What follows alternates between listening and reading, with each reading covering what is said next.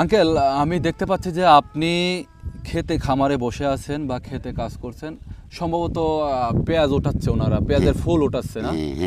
আসলে এই পেঁয়াজের ফুল বিক্রি করে আপনার সংসার চলে কিনা একটু জানাবেন। তাই তো চলে বেটা, চলে না। মানে এই যে আমি দেখতে পাচ্ছি আপনার পাশে যে পেঁয়াজের ফুল রাখা আছে, হ্যাঁ পেঁয়াজের ফুল রাখা আছে, তো এই পেঁয়াজের ফুল বিক্রি করে আসলে সংসার চলে না। না, আপনি এই পেঁয়াজের ফুল কত করে বিক্রি করেন? 10 টাকা। মানে 10 টাকা কেজি। দর্শক, আমি চলে এসেছি পাবনা জেলার সুজানগর উপজেলার আহমদপুর ইউনিয়নের দুর্গাপুর গ্রামে। দুর্গাপুর গ্রামের এক কৃষক চাচা, তিনি খুব কষ্টে দিন অতিবাহিত করছেন এবং তার সংসার পরিচালনা করা অনেকটাই কষ্টদায়ক হচ্ছে।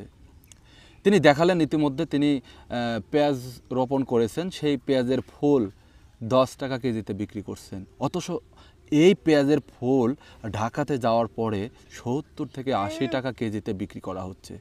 আসলে আঙ্কেল, আপনি এটা কতটুকু প্রাপ্তি আশা করেন, যে আপনাদেরকে কতটুকু ঠকানো হচ্ছে? যেখানে আপনি 10 টাকা কেজি পাচ্ছেন, আপনি একজন কৃষক। কেউ নেয় না, আমরা ইনি কোনে যাবো বেটা? মানে কেউ নেয় না, আপনি এটাই বলতে চাচ্ছেন? এক ব্যাপারী এসে যা কয় তাতেই দেওয়া লাগে।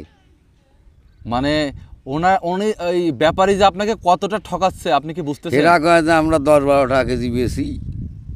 মানে ঢাকাতে কিন্তু এটা 70-80 টাকা কেজি বিক্রি নেয় হচ্ছে। না, তাই আমরা খবর জানিনি বেটা, যেটা সত্যিকার কথা কইছি। তারা জায়গা হগলে যা দেয় আমরা তাই দেই। ওই জন্য তুলতেছি আমি যে এইটুকু এই করা ছোটায় ডিসি করে নিয়ে আসি, খুব কষ্ট করে নিয়ে আসি আমি। খুব কষ্ট মানে করে। পাও আমার এইখানে, এই যে এইখান ভালো পাও, এই যে এইখান দিয়ে আমি মাটি যাই। খুব আমার জানে অসহ্য, ঘুম হয় না রাত্রি। আপনি অনেক মানে অসুস্থ। আসলে আপনার পরিবারের ছেলে মেয়ে কয়জন আছে? 2 মেয়ে 1 ছেলে। 2 মেয়ে 1 ছেলে। তারা কি ছোট ছোট নাকি? মেয়ে 2টি বিয়ে দিয়ে দিয়েছি বেটা। আচ্ছা, আর ছেলে বিয়ে করেনি এখনো? ছেলেটা বিয়ে করে নাই, লেখাপড়া করে? লেখাপড়া করে না, এটা গার্মেন্টসে একটা কাজ করে।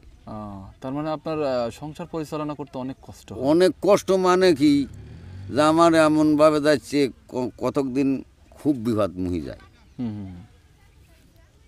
খুব বিপদ মুখে যায়। এই যে আমার ওষুধ কিনতে বেটা, বিশ্বের কারণে আমার এমন ব্যাপার আছে, একদিনকে একজনের কাছে 600 টাকা দাঁড় করে ওষুধ কিনছি। আহারে, কেনার মতো কোনো ব্যবস্থাই নেই আমার। ব্যবস্থা নেই। আসলে কেউ যদি আপনাকে সহায়তা প্রদান করে, কেউ যদি আপনাকে সাহায্য করতে চায়, সেক্ষেত্রে আপনি সাহায্য নেবেন? হ্যাঁ হ্যাঁ হ্যাঁ হ্যাঁ হ্যাঁ নেবেন।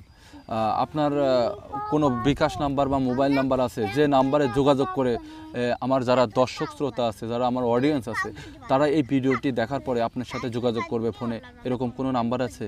নাম্বার আমার কাছে ফোন ছিল, বাইর থুই আইছি বাজান, বাড়িতে রেখে আসছেন।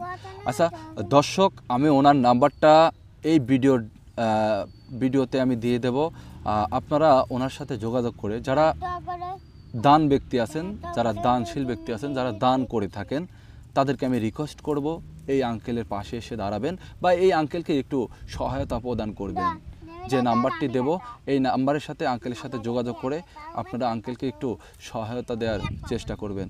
দর্শক, এই প্রত্যাশায় বিদায় নেবে এখানেই। তবে বিদায় নেবার আগে আমি আঙ্কেলের কাছ থেকে আরেকটু জানবো যে আসলে দর্শকদের উদ্দেশ্যে ওনার কিছু বলার আছে কিনা।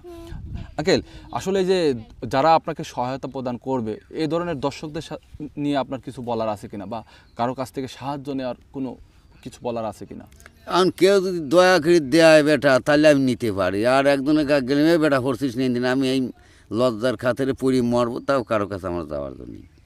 দর্শক, কতটা মানে হৃদয় বিদারক কথা, একটু আপনারা জাস্টিফাই করুন, তাহলে বুঝতে পারবেন যে আসলে আঙ্কেল কতটা অসহায় আছে।